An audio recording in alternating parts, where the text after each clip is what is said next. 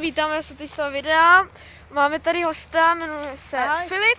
Bude tady občas na tom kanálu, takže jdeme na věc a chtěl bych říct, že tady máme kryžák, zakvrdláme s ním a hodíme ho o zem a doufám, že uvidíme, co to udělá. Takže jdeme na to. Jaký to kolečko, jo. Takže jdeme na to. Máme tu ten crazy wolf a jdeme ho zakvrdlat a flákneme s ním. Počkej, si zapnu kapsy, aby mi nevypadlo něco. A hlavně neutík.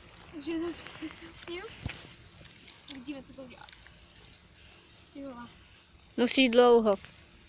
Všech stran. Jo, to vypadá takový divný. To hodně.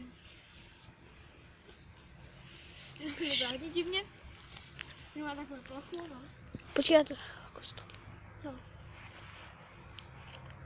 Takže, když víc slyšám, ty vole. Tak pořádně. Co udělat? Může jít na to. 3, 2, kameruj tamhle někde. No, kameruj. Kameruj to úplně si. 3, 2, 1. Tak, vidíte, co to udělalo? Prostě. To křuplo. Je takový úplně šišatý. No a jo. Úplně šišatý. Koukněte tady, když to uděláme, tak úplně to stříkalo.